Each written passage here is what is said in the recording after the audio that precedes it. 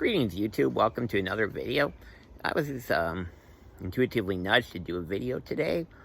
I wasn't quite sure what we were going to talk about today in the video because it could have gone into so many different directions, but I'm going to give an overview of some intelligence I've been really tapping lately, which is the Vega, the star Vega's intelligence fields and the starlight of that corresponding world.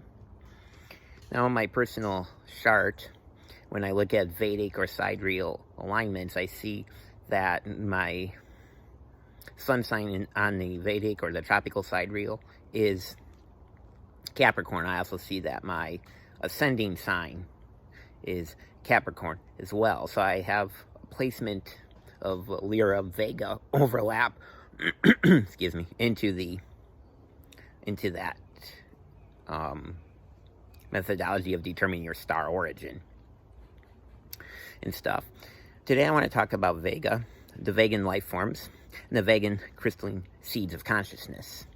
So in the star world Vega, we have their crystalline seeds of consciousness that started in the Vegan system. From my understanding, Vega has a very interesting history. The history was that intruder race, and actually intruder force, destroyed the world. Well, this is where it gets really interesting. The world then re-emerged into a higher dimension. It's interesting. I'm still getting information, so if I make an update into this, I will. Again, I don't have time coordinates into getting this information. It just usually kind of just happens. Sometimes it'll just pop in, or I'll be meditating on a particular star, radial intelligence, light code fields of it. So with that, Vega still became a star world. And within that, within that, the beings still live on it, but they're more of an ether type of radial light intelligence fields. They're ether, plasma looking, not solid.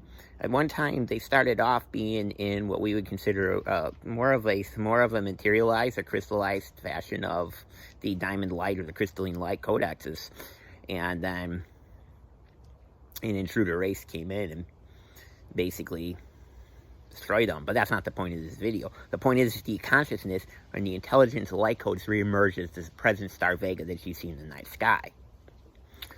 The Vegan star consciousness is directly correlated to the vegan movement. Now, why do I say that? Because the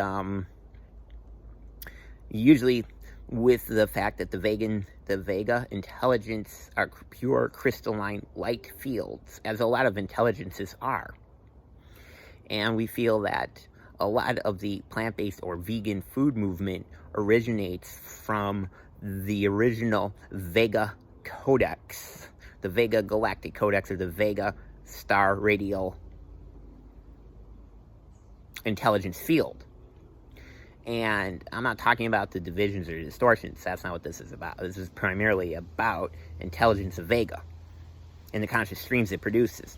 When the Vegan conscious stream it produces, in my opinion, Vega, the star Vega, feels very, very feminine-like. The star itself feels very feminine when I feel into the fields of Vega. Very feminine-like. In my feelings, the masculine component is Lyra. Now, I feel that Lyra and Vega are twins, or Lyra or Vega are twin stars of sorts. And particularly what's coming up to me is a twin flame type of energy. Now, I'm not saying it's an actual twin flame ignition source energy for the 144,000, but it is a twin flame type energy. And they're still very much within a part of each other. The Lyra and Vega overlap, some would say. Lyra and Vega overlap. That one mythology, or one codex, book or codex about it shows it that it's a overlap star and produces what they call a Royal Grail line. Now, that's not my information. So, anyhow, the Vega system, I'm picking up on lately on the Vega system's consciousness and the crystalline forms, because, again, I myself have a Vegan light codex is interwoven within my DNA, sacred DNA geometric forms from the Lyran consciousness. And that the Vegan consciousness. What the Vega consciousness is you may tap that consciousness on a level of feeling that one needs to go plant-based or vegan within their generalized diet, ideal diet, because this is a very, very high light intelligent field. It's a very high field of intelligence or resolutions within the quantum spectrum of radial intelligences, which emits from the dielectric grid of consciousness as well, intersecting then with the electrical grid of consciousness. And because we are basically stars in a human body, the starlights, the radial intelligence starlight fields in human bodies, and we host those fields. We are hosting those fields. And that's why, to me, it feels important to understand your origin codes. Not to get obsessed with it, but look for the information and really tune into your DNA on that kind of level. And then tune into the star when you look in the night sky, when we can start then communicating with the stars in the night sky. So, again, that's how I feel Vega and vegan are related. It was to my understanding that the vegan way of eating came from the Vegan planet, the Vega planet. This is very interesting because that I'm tapping that personal field lately, or the higher timelines. Remember, if something doesn't exist in 3D on a level as far as an actual planetary body, then it can exist into a higher level as we start climbing into what we call the star dimensions or the star octaves. And we then align into the star consciousness.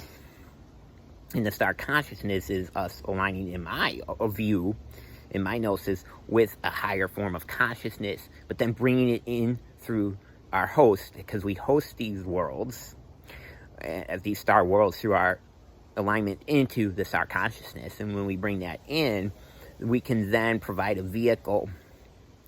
It's interesting because it then provides a vehicle for these quantum intelligences to manifest through us, and then our life starts almost mirroring the life of the stars, which is very interesting at this level, when we're getting into the fact that this is what's happening, that these stars are aligning. And then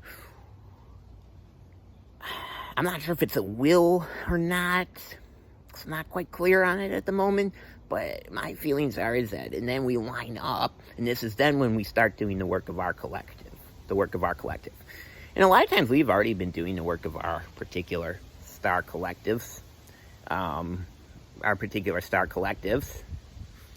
within the spectrum of the star fields of radio intelligences and light fields. And the Vega has been really coming through lately.